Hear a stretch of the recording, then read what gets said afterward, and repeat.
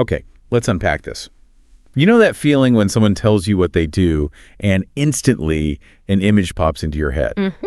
Yeah. Maybe it's the crisp title of a VP at a Fortune 500, all power suits and corner offices. Right. Or maybe it's something else entirely. Or maybe it's something that just carries inherent intrigue, like, say, casually mentioning you're a Top Gun pilot. Ah, yeah, the cool factor. Suddenly that VP title might feel a little beige. Makes you wonder, doesn't it? Definitely. What is it about how we talk about our jobs that makes some sound so much more something? It's fascinating how these brief descriptions can trigger such strong, almost visceral reactions. Yeah. It really highlights the cultural weight we assign to different professions, sometimes with, well, very little information. Exactly, and that's what we're diving into today. We've got a great source, a YouTube video lesson focused on English vocabulary and phrases for describing our jobs. Okay. Now, even if your English is perfect, this isn't just about language learning, you know? Mm-hmm. It's broader than that. It's a real look at how we communicate about our work, the terms we use, and maybe even some of the unspoken perceptions that come along with different roles. It's about understanding the subtle signals embedded in our professional language. Right. How do we convey what we do and what assumptions might others make based on those descriptions? Precisely. So the video is called Fast Track Your English Fluency Now from the English Fluent podcast channel. It's aimed at intermediate English learners, so it's offering a good level of detail in its explanations. Gotcha. Our goal in this deep dive is to pull out the really useful vocabulary, those natural conversational phrases, and maybe even spot some of the cultural nuances around discussing work that this lesson touches upon. Okay, so practical insights. We want to equip you with some practical insights into how we all talk about what we do and how those descriptions can be interpreted. We're essentially dissecting a linguistic toolkit for discussing our professional lives, but also considering the broader social context in which these conversations take place. All right, before we get into the core of the video, it starts with a quick vocabulary preview, highlighting a couple of key terms. Yep. The first one is VP, as in vice president. We hear it a lot, but what does it really tell us? Well, in most corporate structures, vice president signifies a senior management role, often with significant responsibilities within a specific department or division of a company. Right. Authority, experience. It implies a certain level of authority and experience, yeah. And the second term is Fortune 500 company. The video explains this is a ranking by Fortune magazine of the 500 largest companies in the United States. Mm-hmm. So when someone mentions they work for a Fortune 500, what's the immediate takeaway for you? It immediately signals scale and often prestige. These are typically well-established, large organizations with a significant impact on the economy. Big deal, basically. It suggests a certain level of stability and perhaps a complex organizational structure. Yeah, a big deal. Okay, so with those foundational terms clarified, let's look at the scenario the video presents. We're introduced to Caroline and her boyfriend, Greg. Okay. Apparently, according to one of the hosts, Marco, Caroline is always going on about him at the office. What does that little tidbit suggest to you?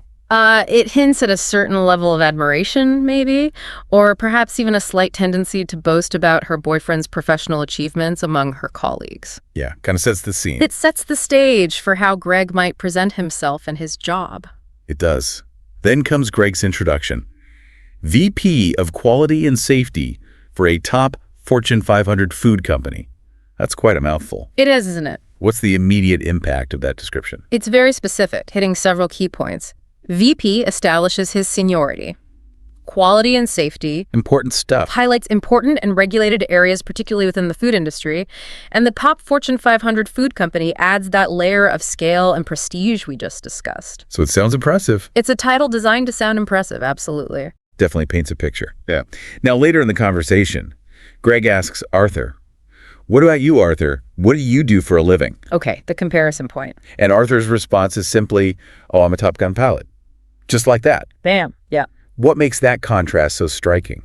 Well, the brevity and just the inherent excitement associated with Top Gun pilot immediately overshadow Greg's more detailed corporate title. Totally. It taps into a cultural fascination with aviation skill and a certain element of risk and adventure that many might find more captivating than corporate management, regardless of its importance. And Margot and Erica, The host of the video definitely noticed this.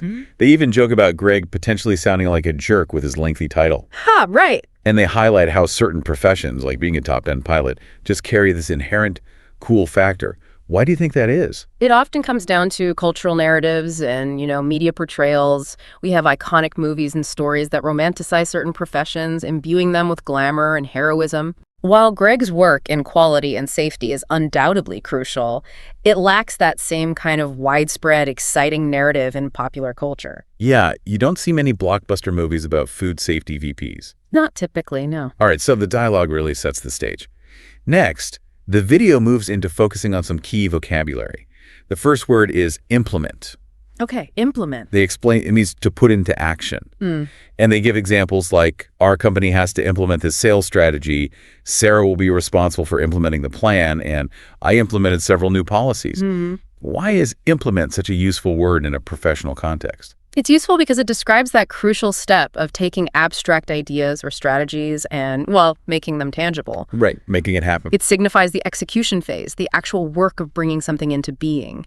It implies a level of agency and responsibility. Following that, they discuss policies, defining them as rules and regulations or formal rules for a company or an organization. Standard stuff, but important. Why is it important to have a clear understanding of this term in the workplace? Understanding policies is fundamental for navigating any organizational structure, really. They dictate how things are done, ensure consistency, and often mitigate risks. So know the rules. Knowing and adhering to policies is key to professional conduct and avoiding potential issues. Absolutely. The third key word is oversee, which they explain means to watch it to make sure it's okay or to supervise it. Supervise. They point out it's really helpful for describing job responsibilities. What kind of roles typically involve overseeing? Well, overseeing is a common function in management and leadership roles. It implies a responsibility for the performance and outcomes of a team, a project, or a specific area of operations. Keeping an eye on things. It's about ensuring things are running smoothly and according to plan. Yeah.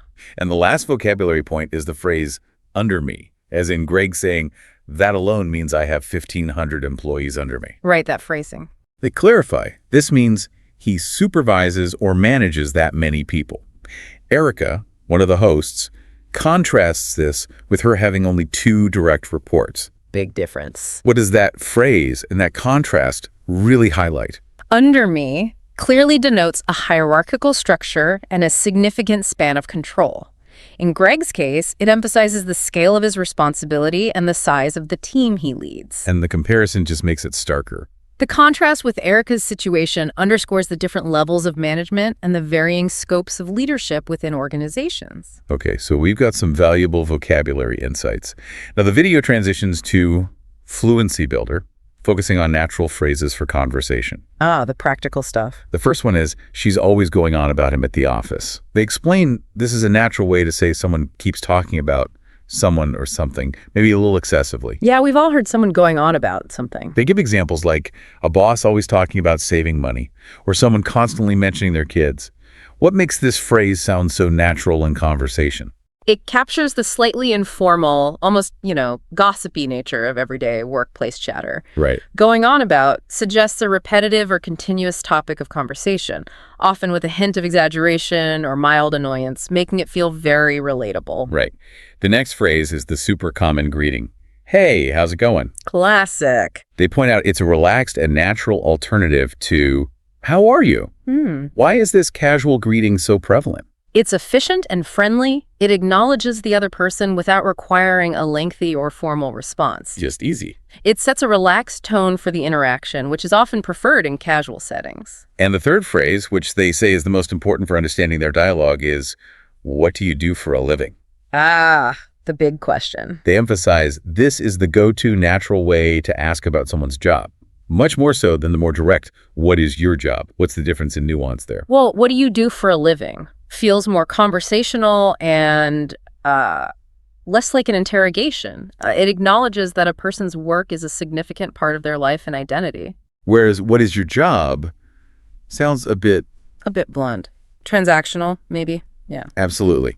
Now, this naturally leads into a broader discussion in the video transcript about just how common it is to talk about jobs when you meet people. It's often the first thing people ask, isn't that? Totally. They provide simple examples of how to describe your work, like, I'm a teacher at a school, or I'm a doctor helping sick people. What's the key to giving a good, concise answer to that question? I think clarity and relatability are key. Providing a simple description of your role and where you work allows the other person to quickly understand the basics. And maybe a little context. Adding a brief explanation of what you do can make it even more engaging, yeah. They also touch on what to say if you're not currently employed, like, I'm looking for a job, or I'm a student. Right, covering different situations. And they reiterate those natural questions to ask, what do you do, or where do you work? And the simple, do you like your job? Why is it important to also ask if someone enjoys their work? Oh, that's a good one. It shows genuine interest in the person beyond just their professional title. Goes a bit deeper. It opens the door for a more personal connection and a deeper conversation about their experiences and motivations. Then the video transcript offers a really wide-ranging overview of different types of jobs. It runs through categories like office work, outdoor work, quiet versus busy jobs, The whole spectrum. service industry, healthcare, education, transportation, construction, entertainment, farming, and technology, giving specific examples within each. Okay.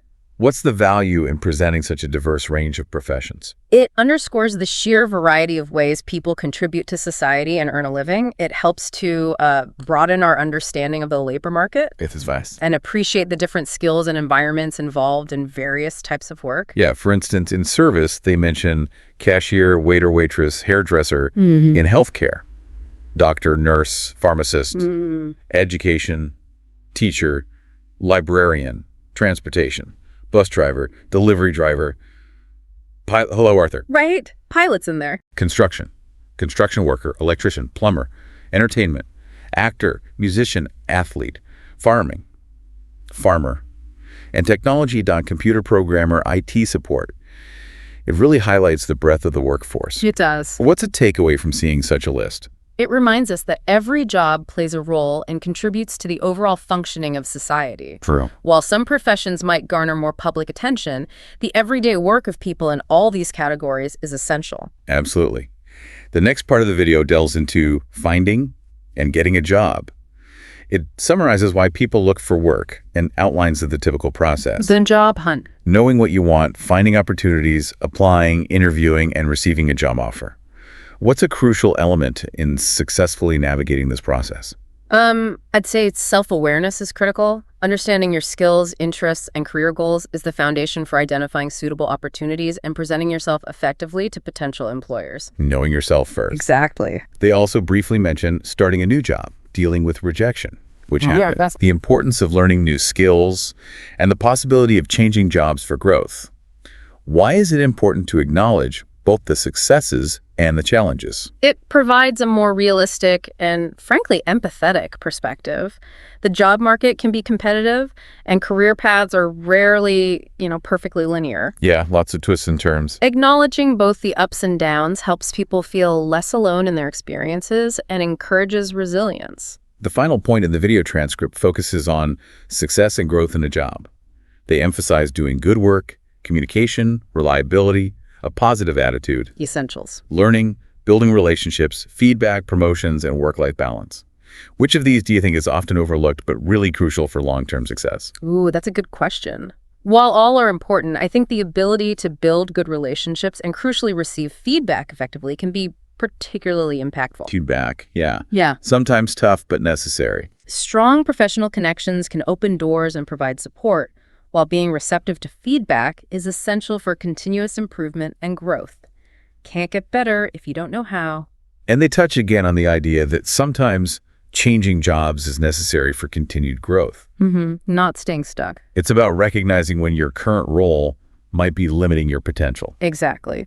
Career progression isn't always about moving up within the same organization. Sometimes a lateral move or a change of company can provide new challenges and opportunities for development. Okay, so we've really unpacked the core of this video lesson. It's so much more than just English phrases, isn't it?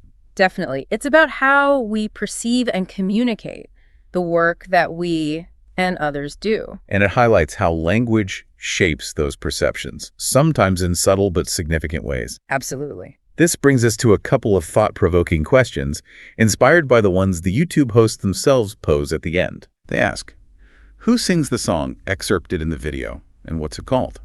And what is the #1 company in the Fortune 500? Now, we're not going to focus on finding the answers right now. Right, the answers aren't the point. What's more interesting is why these seemingly random questions are included in a lesson about job-related English. Exactly. What does it tell us about the broader context of communication? Why would knowing a popular song or the top company be relevant in a lesson about how we talk about our jobs? Well, it suggests that being a well-rounded communicator involves more than just professional vocabulary. It includes a degree of cultural awareness and understanding of the broader societal and economic landscape. Like knowing the zeitgeist almost. Something like that, yeah, being plugged in. So for our final thought, I want you, the listener, to consider your own professional life, whether you're currently working, looking for work, or pursuing your education. Reflect a bit. What specific vocabulary and phrases from this deep dive resonate with how you talk about what you do? How do you describe your role or your aspirations? And maybe think about perceptions, too. And maybe take a moment to think about how different professions are generally perceived and the language we use that contributes to those perceptions. It's more than just a title. It's about how we connect with the world through our work.